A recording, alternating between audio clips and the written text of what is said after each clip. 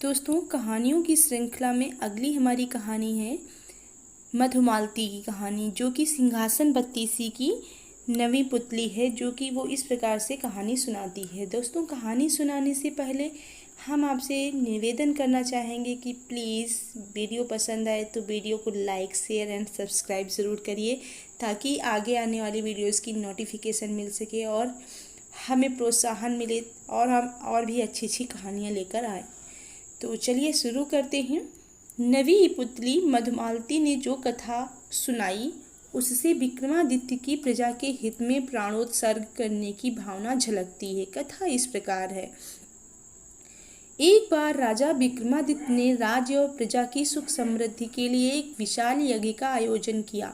कई दिनों तक यज्ञ चलता रहा। एक दिन राजा मंत्र पाठ कर रहे, तभी एक ऋषि वहां पधारे। राजा ने उन्हें देखा, पर यज्ञ छोड़कर उठना असंभव था। उन्होंने मन ही मन ऋषि का अभिवादन किया तथा उन्हें प्रणाम किया। ऋषि ने भी राज्य का अभिप्राय समझकर उन्हें आशीर्वाद दिया। जब राजा यज्ञ से उठे तो उन्होंने ऋषि से आने का प्रयोजन पूछा। राजा को मालूम था कि नगर से बाहर कुछ ही दूर पर वन में ऋषि एक गुरुकुल चलाते हैं, जहां बच्चे विद्या प्राप्त करने जाते हैं।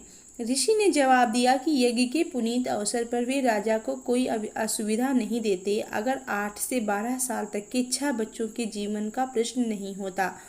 राजा ने उनसे सब कुछ विस्तार से बताने को कहा। इस पर ऋषि ने बताया कि कुछ बच्चे आश्रम के लिए सूखी लकड़ियां बीनने वन में इधर उधर घूम रहे थे।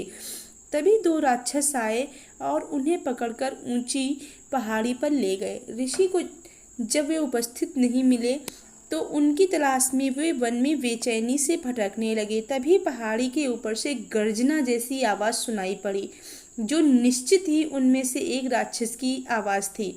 राक्षस ने कहा कि उन बच्चों की जान के बदले उन्हें एक पुरुष की आवश्यकता है, जिसकी वे माँ काली के सामने बलि देंगे। जब ऋषि ने बलि के हेतु अपने आप को उनके हवाले करना चाहा, तो उन्होंने असहमति जताई। उन्होंने कहा कि ऋषि बूढ़े हैं और काली माँ ऐसे कमजोर बूढ़े की बलि से प्रसन्न नहीं होंगी। काली माँ की बलि के लिए अत्यंत स्वस्थ छत्री की आवश्यकता है। राक्षसों ने कहा कि अगर कोई छल या बल से उन बच्चों को स्वतंत्र कराने की चेष्टा करेगा तो उन बच्चों को पहाड़ी से लुढ़काकर मार दिया जाएगा। राजा विक्रमादित्य से ऋषि की परेशानी नहीं देखी जा रही थी। वे तुरंत तैयार हुए और ऋषि से बोले, आप मुझे उस पहाड़ी तक ले चलें। मैं अपने आप को काली के सम्मुख बल के लिए प्रस्तुत करूंगा। मैं स्वस्थ हूँ और छत्री भी। राक्षसों को कोई आपत्ति नहीं होगी। ऋषि ने सुना तो हतप्रभ रह गए। उन्होंने लाख मनाना चाहा, पर विक्रम ने अपना फैसला नहीं बदला। उन्होंने कहा कि अगर राजा के जीवित रहते उनके राज्य की प्रजा पर कोई विपत्ति आती है तो राजा को अपने प्राण देकर भी उस विपत्ति को दूर करना चाहिए। राजा ऋषि को साथ लेकर उस पहाड़ी तक पहुँचे। पहाड़ी के नीचे उन्होंने अपना घोड़ा छोड़ दिया तथा पैदल ही पहाड़ पर चढ़ने लगे।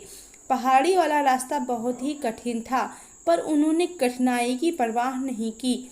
वे चलते चलते पहाड़ी की चोटी पर पहुँचे। उनके पहुँचते ही एक राक्षस बोला कि वह उन्हें पहचानता है और पूछने लगा कि उन्हें बच्चों की रिहाई की शर्त मालूम है कि नहीं।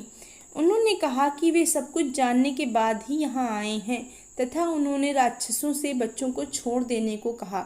एक राक्षस बच्चों को अपनी बाहों में लेकर उड़ा और नीचे उन्हें सुरक्षित पहुँचाने आया। दूसरा राक्षस उन्हें लेकर उस जगह आया जहाँ माँ काली की प्रतिमा थी और बलिवेदी बनी हुई थी। विक्रमादित्य ने बलिवेदी पर अपना सर बलि के हेतु झुका दिया। वे जरा भी विचलित नहीं हुए।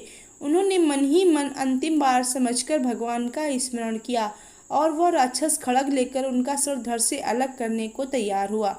अचानक उस राक्षस ने खड़ग फेंक दिया और विक्रम को गले लगा लिया। वह जगह एकाएक अद्भुत रोशनी तथा खुशबू से भर गई। विक्रम ने देखा कि दोनों राक्षसों की जगह इंद्र तथा पवन देवता खड़े थे।